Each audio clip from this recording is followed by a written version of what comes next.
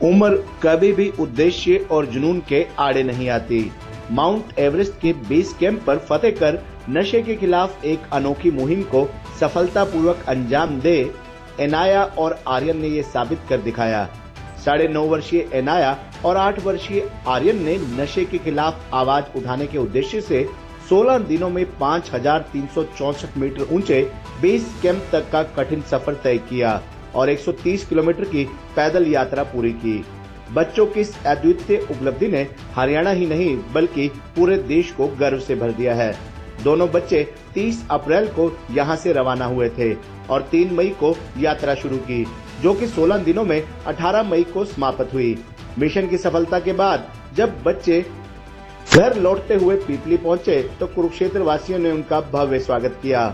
पीपली से लेकर मोहन नगर तक इन बच्चों की शान में रोड शो निकाला गया, जिसमें नन्हे योद्धाओं पर गर्व जताया गया और उन्हें सम्मानित भी किया गया। बच्चों और उनके अभिभावकों के चेहरे खुशी से खिले नजर आए।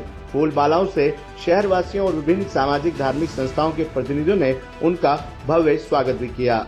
वान्या दोनों बच्चे जो 8 ईयर का आर्यन है और 9.5 ईयर की वान्या है, दोनों बच्चों ने एवरेस्ट बेस कैंप क्लाइंब किया है 14 मई और 11 बजे के करीब। उन्होंने ये करके दिखाया है कि वाकई में जब इतना छोटा बच्चा कुछ कर सकता है तो हमारे यूथ जो है वो अपने लक्ष्य को क्यों नहीं निर्धारित कर सकते। और इनका मेन मोटिव जो वहाँ पर जाने का था बेस कैंप, वो था नशे से हरियाणा को दूर करना। युवाओं में जो आजकल नशा फैल रहा है, उस नशे से युवाओं को दूर करना है। उन्हें ये बताना है कि सिर्फ नशा ही सब कुछ नहीं है, आप ज़िंदगी में बहुत कुछ कर सकते हो। अपना लक्ष्य, अपना जो एम है वो आपने अपने देश के लिए, उसकी उन्नति और तरक्की के लिए करना है। यही संदेश देने के लिए दोनों बच्चे गए थे और ये सक्सेसफुली उन्होंने क्लाइंब किया है और आज हम लोग जो है इंडिया वापस आए हैं। तो कितने दिन की इनकी वो यात्रा थी? जैसे माउंट कम से कम 20 दिन इसमें लग गए। सुनने में आया था मुख्यमंत्री ने इसको शुभारंभ किया था, बच्चा किया था, इसको फ्लैग ऑफ किया था जब दोनों बच्चे गए थे और आज ये बच्चे वापस किया होता है। वहाँ से फिर हम लोग ट्रैक शुरू करते हैं और वहाँ फर्स्ट डे होता है पार्किंग से फिर हम लोग जाते हैं नामचे बाजार से फिर हम जाते हैं आगे तेंगबोचे, फिर दंगबोचे, फिर उसके बाद एक जगह आती है जो काफ़ी हाइट पे है, 4000 से ऊपर की हाइट पे है। फिर हम लौगुचे जाते हैं, लौगुचे से फिर आप गोरखशेप से फिर आपका बेस कैंप के लिए होता है। गोरखशेप में एक नाइट इसलिए रुकना पड़ता है कि वहाँ हाई सिकनेस होने के ज़्यादा चांसेस होते हैं।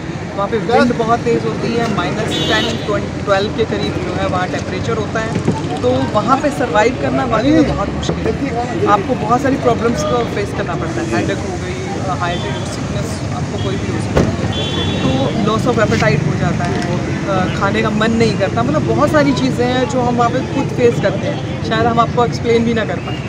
तो इस तरह की चीज़ें जो हैं वो नॉर्मली होती हैं, सभी के साथ होती हैं। बड़े बड़े जो ट्रैकर्स भी आते हैं ना, उनको भी वो प्रॉब्लम्स फेस करनी पड़ती है, तो ये तो फिर भी बच्चे थे, तो हमें तो ये लगा था ये पता नहीं सर्वाइव कर नहीं पाएंगे या नहीं कर पाएंगे। हमें ये था कि अगर हमें लगेगा कि तबीयत बिगड़ रही है तो हम डाउन आ जाएंगे। ममता जी, आप खुद उन्होंने हिम्मत दिखाई, हालांकि इनको हेडेक था। जिस दिन हमने बेस कैंप जाना था, सुबह मॉर्निंग में आर्यन को बहुत तेज़ हेडेक था, कह रहे मम्मी मैं नहीं जा सकता, मैं बिल्कुल टॉलरेट नहीं कर पाऊँगा। तो फिर मैंने उसको थोड़ी देर बिठाया, पानी पिलाया, फिर मैंने कहा चलो ठीक है हम बातें करते हुए चलते हैं। तो जैसे हम बातें करते हुए चले, थोड़ा 10 स्टेप करते और 1 मिनट तक उनको रख लेते, इस तरह धीरे धीरे करते और जब आधे रास्ते में पहुँचे तो सर दर्द गायब था, सब कुछ ठीक था। फिर उसके बाद उसने नॉर्मल स्ट्रीट, तो इतनी थोड़ी हर्डल्स वहाँ आई। फिर उसके बाद है कि वो टोटली अपवर्ड चलते, न कि डाउनवर्ड चलते। तो अपवर्ड चलने में आप सोचो कि मसल्स और पूरी बॉडी का कितना ज़्यादा जो है वहाँ पे हार्डनेस आ जाती है, तो इन बच्चों ने वो भी फेस किया। हालांकि उन्होंने बेचारों ने हमें कुछ कहा नहीं, लेकिन ये कहीं ना कहीं हमें नज़र आ रहा था कि ये फेस कर रहे हैं उसको, तो लेकिन इन्होंने बहुत अच्छे से इसको फेस किया। लेकिन हमने इनको कहा भी कि अगर आपको जहाँ भी लगता है कि हम नहीं कर पाएंगे तो आप नीचे आ जाए, कोई इशू नहीं है, कोई ज़रूरी नहीं है कि आपने करना। तो तो कहते नहीं वो हम कुछ भी हो हम वो करके जाएँ। जब हमने एक चीज़ निश्चय कर लिया है तो हम ज़रूर करेंगे। तो फिर हमारा भी हौसला बढ़ गया उस टाइम में। तो हमने कहा कि जितनी देशवासियों से और इसके अलावा मेरे हरियाणा वासियों से यही अपील है कि जितने हमारे वो अपने जीवन के लक्ष्य, अपने जीवन के महत्व और अपनी शक्ति को पहचाने। वो महत्व और शक्ति जब वो पहचान जाएंगे तो ना तो वो नशे की तरफ जाएंगे, बल्कि जो हमारे देश और हमारे प्रदेश को फ़ायदा देगा उस चीज़ को वो अपनाएंगे और हमारे देश को आगे ले जाने में उनका सबसे अहम हिस्सा होगा। क्योंकि हमारा जो यूथ है वो रीढ़ की हड्डी होता है किसी भी देश का यूथ। तो अगर यूथ बेटर होगा तो मुझे लगता है कि देश का भविष्य भी बेटर होगा। अच्छी बात है ताकि हमारा इंडिया चले जाएंगे। हम ऊपर तक पहुँचे हैं ताकि हम ड्रग्स से इंडिया को ड्रग्स से करना चाहते हैं एंड हम वैसे बहुत खुश हैं। बहुत खुश है। अच्छा लग रहा है।